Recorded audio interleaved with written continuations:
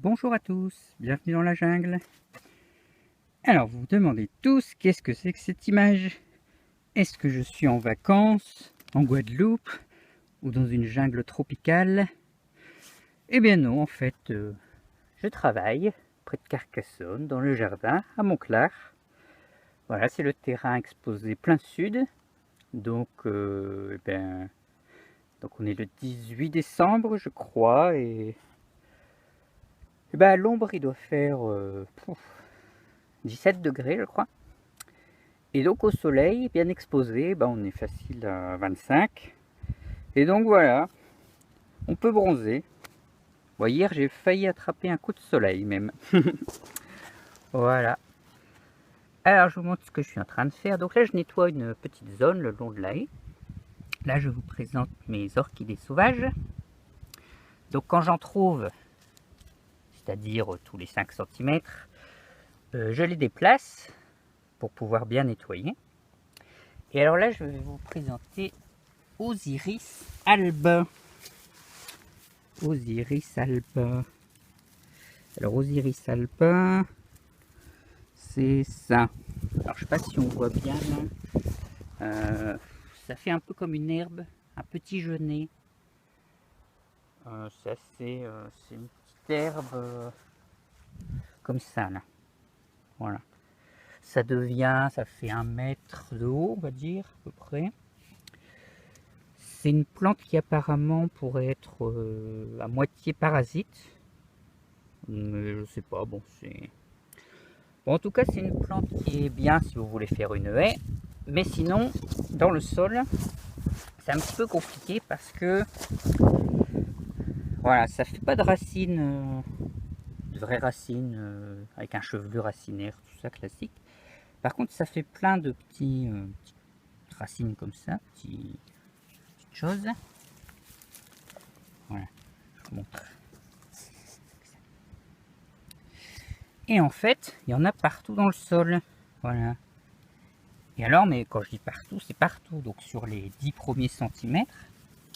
Et ça fait vraiment un. Enfin, c'est pas, je crois que c'est pas en réseau, mais c'est différentes plantes en fait. Et les racines vont se croiser, tout ça. Donc ça va être assez.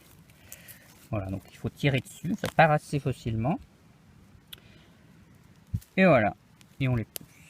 Donc là, je retire ça, les petites herbes et tout ça. Quand je trouve des orchidées sauvages, et bien, je les garde. Et je nettoie autour. Voilà. Donc ça s'appelle Osiris alba. Ou en français grossier, le rouvet. Quand vous le retirez, vous pouvez le couper en petits bouts, faire du paillage, tout ça. Vous pouvez aussi le casser à la main. Vous voyez, c'est craquant. Voilà. En fait, ensuite, vous pouvez le laisser à la surface. Ça se composte assez vite et ça se transforme en de la matière organique. Voilà. Donc, il ne faut pas passer le motoculteur parce que sinon, on va couper ça en petits bouts et ça va faire plein de boutures partout. Donc, il faut vraiment les retirer un à un. Voilà, en tirant dessus tout doucement et en creusant un peu autour. Et voilà. Bon, un gros boulot. Voilà. Bon, sinon, on peut peut-être essayer de les laisser les plantes avec. Je sais pas trop dans quelle mesure ça gêne, mais bon, moi je préfère ici faire ça correctement en nettoyant bien.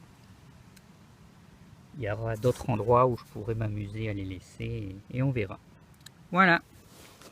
Bon, je retourne à mon bronzage. Parce que vous voyez, je suis pas bronzé encore. Hein, là. C'est pas sérieux. Allez, à bientôt dans la jungle. Au passage, je vous montre l'asperge sauvage.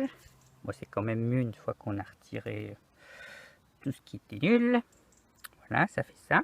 Donc ça peut devenir très haut. Hein. Ça peut faire 3-4 mètres de haut. Hein. C'est vraiment un truc costaud.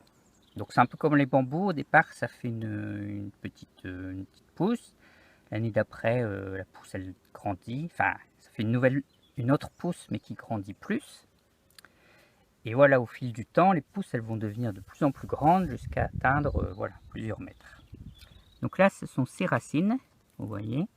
Ça fait bah voilà, des grosses racines charnues qui s'étalent bien. Voilà, donc comme les asperges classiques. Et donc c'est pareil, les racines elles peuvent devenir assez monstrueuses, quoi. Donc si vous voulez les déplacer, voilà, vous prenez ça et hop, on l'enterre. Et alors ça, c'est un petit navet sauvage, assez commun dans la région, qui s'appelle la réponse. J'ai perdu le nom, moi je vous le mettrai dans les commentaires. C'est une variété de réponse, donc ça fait des petites fleurs. Et en fait le navet, il peut se manger, le petit navet là. Voilà. Donc c'est ce qu'on appelle des fois le responchou, par ici, qui se ramassait avant par les anciens. Maintenant, c'est surtout les asperges sauvages et ça, on n'y prend plus trop intérêt. Voilà. Bon bah je continue, vous voyez là il y a une petite asperge sauvage, entourée d'osiris alba et puis d'herbes, au pied d'un arbre. Et c'est du boulot. Ouais. Et donc là il y a toutes mes orchidées sauvages que j'ai récupérées. Là je mets les branches mortes, les futurs cadavres de plantes. Je les mets là pour que ça se paille, que ça se composte, que ça protège le sol. Voilà. Allez, on y retourne.